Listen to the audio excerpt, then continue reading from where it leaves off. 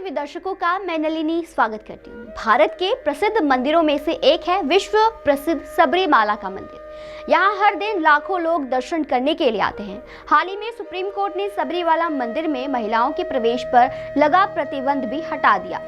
करीब 800 साल पुराने इस मंदिर में ये मान्यता पिछले काफी समय से चल रही थी कि महिलाओं को मंदिर में प्रवेश ना करने दिया जाए। इसके कुछ कारण बताए गए थे। आइए जानते हैं इस मंदिर के इतिहास और स्थिति के बारे में। भगवान अयप्पा के पिता शिव और माता मोहिनी हैं। शिव और विष्णु से उत्पन्न होने के कारण उनको हरिहर पुत्र कहा जाता है। इनके अलावा भगवान अयप्पा को अयप्पन, शास्ता, मणिकांता नाम से भी जाना जाता है। इनके दक्षिण भारत में कई मंदिर हैं। उन्हीं में से एक प्रमुख मंदिर है सबरीमाला। इसे दक्षिण का तीर्थ स्थल भी कहा जाता है। धार्मिक कथा के मुताबिक समुद्र मंथन के दौरान भोलेनाथ भगवान विष्णु के मोहिनी रूप पर मोहित हो गए थे और इसी के प्रभाव से एक बच्चे का जन्म हुआ, जिसे उन्होंने पंपा नदी के तट पर छोड़ दिया। इस दौरान राजा राजशेखरा ने उन्हें 12 सालों तक पाला। बाद में अपनी माता के लिए शेरनी का दूध लाने जंगल गए अयप्पा ने राक्षसी महिषी का भी वध किया। अयप्पा के बारे में किंवदंती है कि उनके माता पिता ने उनकी गर्दन के चारों ओर एक घंटी बांधकर उन्हें छोड़ दिया था। पंडालम के राजा राजशेखर ने अयप्पा को पुत्र के रूप में पाला, लेकिन भगवान अयप्पा को ये सब अच्छा नहीं लगा और उन्हें वैराग्य प्राप्त हुआ तो वे महल छोड़कर चले गए।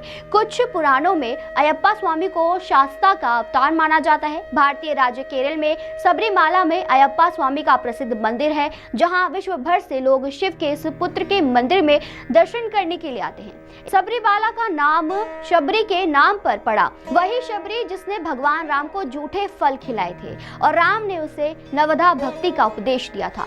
बताया जाता है कि जब ये रोशनी दिखती है, इसके साथ शोर भी सुनाई देता है। भक्त मानते हैं कि ये देव ज्योति है और भगवान इसे जलाते हैं। कहते हैं कि अयप्पा ने शैव और वैष्णवों के बीच एकता कायम की। उन्होंने अपने लक्ष्य को पूरा किया था और सबरीमाल में उन्हें दिव्य ज्ञान की प्राप्ति हुई थी।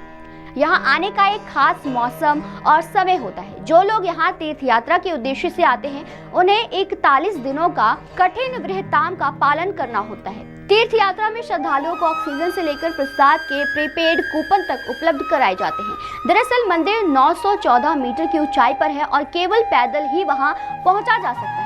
आज भी यह प्रथा है कि हर साल मकर संक्रांति के अवसर पर पंडालम राजमहल से अयप्पा के आभूषणों को संदूकों में रखकर एक भव्य शोभा यात्रा निकाली जाती है, जो 90 किलोमीटर की यात्रा तय कर 3 दिनों में सबरीमाला पहुंचती है। कहा जाता है कि इसी दिन यहाँ एक निराली घटना होती है। पहाड़ी की कांतामाला चोटी पर असाधारण चमक वाली ज्योति दिखलाई देती है। 15 नवंबर का मंडलम और 14 जनवरी की मकर विलक्कू ये सबरीमाला के प्रमुख उत्सव है।